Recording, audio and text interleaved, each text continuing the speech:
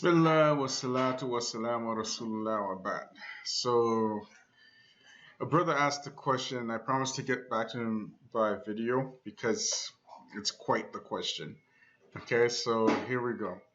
So the brother says, Bismillah, sincere question, brother. What should he, Dawah Man, or rather we do? Is it give advice in private first?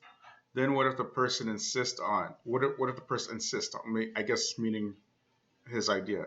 Brother, I'm a layman. In my country, there is an Ustad A that was unknown of his minhaj with really great memory of Quran. People were amazed. I was. He started to say that all people are Salafi because they follow the four great imams of the madhab. This Ustad A has a YouTube channel now. Then a problem arises. Some people ask another Ustad, let's call him B, who is known to be on a manhaj of the Salaf about this Ustad A in a closed private chat. Short story, some irresponsible people shared this closed information to public. Then people go wham, like issue you are discussing right now. People siding with Ustads A and B start to clash. Then came an Ustad, let's call him C. This one graduated from Medina University. Even he teaches in Masjid Nabawi in our language. His main study is Aqidah, I believe. Try to advise Ustad A in private, but then this Ustad A released a book refuting Ustad B and also Ustad C. Then Ustad released his refutation in public on his website. I read the refutation. Alhamdulillah, it was clear to me that Ustad A is not upon the manhaj of the Salaf. And I started to leave him. Later, I knew that he is upon an Aqidah of Tafweed. I think he's saying Tafweed. And he even do ta'wil on Allah's nuzul and the last third of the night. And as what comes down not to Allah but His rahmah. I hope this makes sense to you. Sorry, I'm not an English speaker. So should we do like Ustaz C? Okay. So I hope you guys understand what's happening so far. He's not finished, right? So basically there's Ustaz A, B, and C. Type. So I just made a chart here so that everybody can follow. So here we have Ustad A, right? And he says that we're all Salafis because we follow the four Imams. And he was privately advised, and the private conversation was released publicly. And he released a book refuting B and C, and it became apparent that he was on the Aqidah of Tafweed, and he does Ta'wil. And Ustad B, he's upon Salafiyya. Clearly, he advised A in private, and some responsible brothers publicized it. After that, people started picking sides. And Ustad C, he tried to advise A in private, but A released a book on both B and C. And C refuted A on his website. So this is the information I gathered from. So you basically want to know what to do in this situation. Well, I can't give you a fatwa because I'm not an alim, right? But what I can say from what the ulama have said is that firstly, for the first ustad, to say that we're Salafi because we follow the four imams, it seems to me like a statement like that, that seems like somebody who is hiding their Aqidah. And I'll give you a story about that as well. It seems like he's hiding. If they're hiding their Aqidah, you shouldn't do that. You shouldn't hide your Aqidah. If you're firm upon your Aqidah and there's no fear of like harm, like nobody will kill you or destroy your house or anything, you should come out and make your Aqidah clear. If you're a Salafi, you should say I am Salafi. If you're Athari, you say I'm Athari or Ahlul Hadith or whatever. Just say it clearly. So this right here is a question mark. However, the good thing is that Ustad B and C both try to advise him. And as you said, some irresponsible brothers publicized that conversation. And that should not have been done because The asl in Islam is unity. If there's any way we could find to unite, that is preferred over splitting all the time. If there's any possible, we're going to look for all possible ways to unite first. So if this brother could be advised in private until he leaves off his shubha, this is what's preferred, right? And you're saying that Ustad A is on Aqidah of Tahweed and he does Ta'wil, so he definitely does have some issues, right? Because it seems to be like maybe he has an Ashari background or something like that. Maybe perhaps Maturidi, if he believes in these things. All right, so Allahu Alam. But if it's like how you said, then if it's possible, if it's possible, the other two ustad, they should still try to advise the brother. The big mistake was releasing the statements publicly, because once something's released publicly, then it's very difficult for people to turn back from that, right? Especially if his akida was hidden. And even though the ulama say you should not hide your akida, in this case there might be harm with him hiding his akida. Yes, indeed. But if he can come up, if he can come upon the methodology of the Salaf, because many people in the past they had incorrect aqidah or incorrect manhaj or incorrect thinking, and then they became Salafi afterwards after being advised. So many people, so many, even imma, like big imams, you know.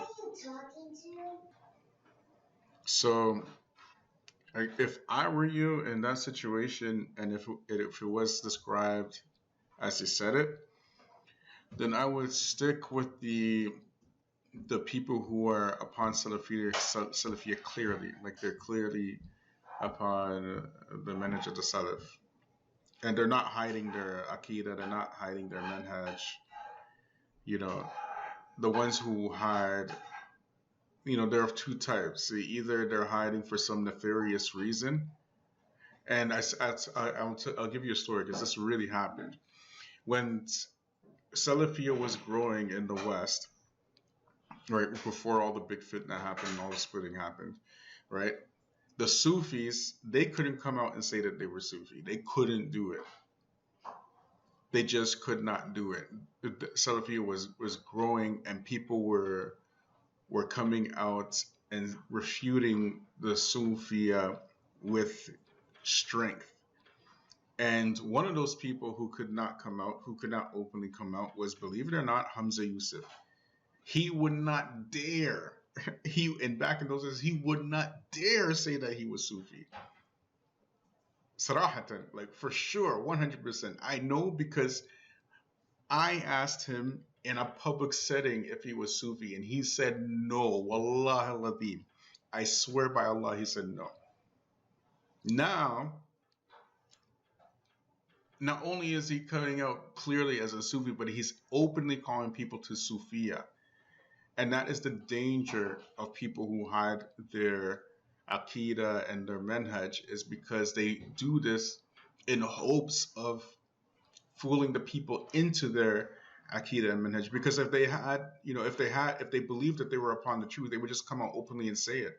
Whereas a Salafi always says he's openly Salafi. So if he doesn't say he's Salafi, he might say he's Athari, he might say he's Ahlul Hadith. But you already know what he believes. He believes in the text and what comes in the text. So yeah, so that really happened. So that would be my advice. And if it's possible, see, the issue here is that the Ustad A, he released a book refuting B and C, and that conversation was publicized, right? So if it's possible, if those other two ustads can get an alim to talk to him, because it's better for everybody in general to be with Ahlus Sunnah wal Jama'ah. It's better for everybody to be with the people of the truth, of course. And we want good for everybody. If he's a good teacher and people listen to him, and maybe he has ikhlas, maybe he does, you don't know. He has ikhlas, but he has some some shubha regarding akida and manhaj and like this, right? Then try to get an alim to talk to him and try to clarify his doubts, because maybe he sees Ustad B and C more as, you know, colleagues as opposed to people he respects, right? So, and remember that nasiha, it never stops. Nasiha never stops. The refutations of other people are always to protect the ummah from some imminent danger. So if this brother Ustad A, if he's coming out openly with tafweed and ta'wil, then he should be refuted, right? So with the situation now, because you asked about Dawah Man, what he should do, and it's almost identical to this situation here, right? In this case, Haji would be Ustad A, and Shamsi would be Ustad B, and Dawah Man would be Ustad C, right? That would be the case. So in this particular case, but the main difference is that all three of them claim the same akida. All three of them, you know. Haji said that he's Athari. If you're saying you're Athari, you're saying you're Salafi. And of course, Shamsi and Dawah both claim to be upon Salafiyah. So the issue with all three of them is that they were mustajil in refuting each other, and that caused the splitting. Instead of sitting down, and they should have sat down in private, as Haji suggested. That kind of thing. If it was like that, I thought they agreed. You know, when I saw because when you saw the original debate, you think they're agreeing to talk about a particular topic, and it looked like, you know, two brothers talking about a particular topic. But then it became apparent that no, there's something else going on here, because Shamsi started calling him all kinds of stuff. He started saying that he's Ashari and he listens to Mufti Munir and all kinds of stuff. And, you know, this is not from, you know, Akhuwa or Manhaj al-Salaf or anything, right? And then afterwards, Haji did his response, and then Shamsi did his response, and then all of a sudden, out of nowhere, here comes Dawah Man doing his response, and it forces people to take sides. And you don't want the ummah or the awam to be in that situation. You don't want the awam to be in a situation where they're forced to pick sides. That's why a jarh is typically done by an alim, because if an alim says it, everybody will follow suit. But if these regular, like in your case, ustad, they're all, you know, on the same level. You understand? So of course it will cause splitting, right? Whereas people respect the ulama. So if an alim comes and says, now, no, Ustad A is wrong and blah blah blah, and go and be brothers, and that would be the position. Or if Ustad A says, no, this person is from Ahlul Bidah, blah blah, and he mentions by name and like this, then everybody will take that position, and there will be no splitting. You get what I'm saying, right? So that's where the big problem lies. Okay, so now to your second point. My other question is, what should we do now? The shubha is out already. Whether it was handled wrongly or not, should we clarify where is the truth or remain silent?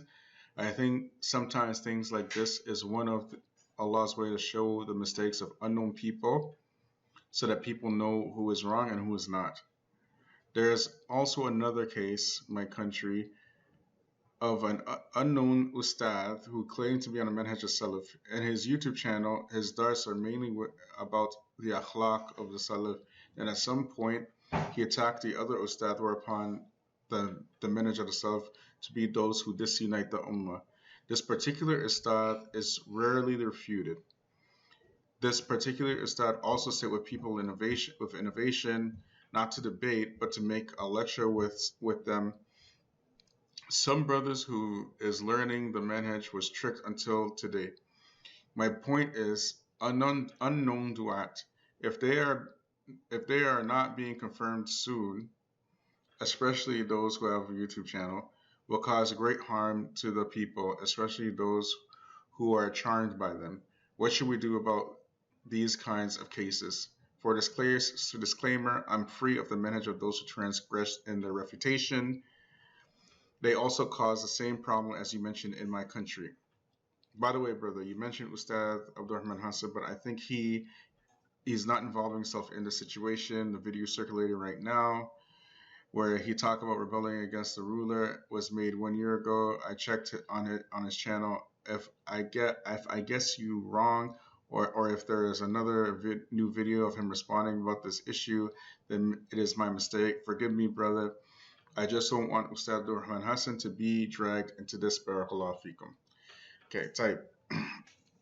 So in this case, now you have another Ustad who is Salafi, but he sits with the People of Innovation to give lectures. Okay, so now this issue is a very touchy issue because the asl is that you don't sit with the People of Innovation and you don't speak with them, right? However, the reason why it's a touchy issue is because in this case, he's claiming to be upon a manhaj of the Salaf, and he might actually be that. When I was in Saudi, you would find ulama, they're Salafi ulama, and they would go to, different masajid of the Ikhwan and this and that, right? So now where do you draw the line, right? In this case, again, like I'm not an alim, I can't give a fatwa either way. I can't say this guy abandon him, don't abandon him. But what I can say, will remain silent until an alim speaks. This was always the position of Abu Uwais, rahimahullah. Abu Uwais, he always used to say, don't say anything until the sheikh speaks. That would be my advice to you. Until the sheikh speaks, you don't say anything. And I would advise the brothers, if he attacked people for being too harsh, a criticism like this is not a jarh, right? You have to understand that. When somebody criticizes people like this, for example, he could be criticized for being too soft. Somebody can say now, he's Salafi, but he's too soft on Ahlul Bidah, right? Does it take him outside of Salafiyah? No, it doesn't. Shaykh Albani, rahimahullah, he famously criticized Sheikh Rabi for being harsh, like famously, and he put it out there. The questioner asked Sheikh Albani where somebody said, that Sheikh Albani says that Sheikh Rabi uses harshness in his books. So he asked him which books, and Sheikh Albani openly said all of his books, all of them. He said about Sheikh Rabi, right? Does it take away from Sheikh Rabi his status in alim? No, right? But he's saying that he agrees with the refutations. He doesn't agree with the method in which he refuted the people, because it doesn't bring those people who you want to come into the dawah, because you're refuting their scholars like in a harsh way. You understand? It's like if your father now, he has some mistakes, right? If I go to your father and he has mistakes, like let's say for example, big mistakes. Let's say for example, your father is Ashari, right? And being an Ashari is pretty big, right? And I go to your father, right? And he's your father, and I say, "Ya kalb," "Ya kalb, ya himar," like I say, you dog, you donkey, like this. Your akida is wrong, like this. Would you accept that from me? No, no. You want to make the dawah in a way that people accept it, right? So you refute them in a way that people will accept it. That's what he's saying. And likewise, even some of the ulama, and they're ulama, like I believe it's Mukhtar Shankiti, he was criticized. I have to double check, but I believe it's Mukhtar. I'm pretty sure Mukhtar Shankiti was criticized by Sheikh Rabi by being too soft on Ahlul Bidah. Okay, if this is the case, is that a jarh on Mukhtar Shankiti? No, no, it's not like a refutation. What Sheikh Rabi is saying is that he should be more harsh with Ahlul Bid'ah, and don't get the two confused, right? Don't get like like a criticism confused with like an actual jarh, like a disparagement, right? So people can be criticized in this manner, right? He's too harsh, he's too soft, he's too this, he's too that, but when you find, because you mentioned you're free from the people, and mentioned transgressing the, when you find like everybody in a particular group, like everybody in a particular group being harsh, then there's a problem, because now it's coming from a particular source. So then you can say yes, this is a group of people. So, but in any rate, as I said, right, in this case, wait for an alim to speak, and if they start refuting each other, don't say anything. Just wait for a sheikh to speak. Okay, because there are Salafis who are like, there are Salafis who are very soft. They're Salafi, but they're soft, and there are Salafis who are mutashaddid, they're harsh. And it doesn't take away from their Salafiyah. Now,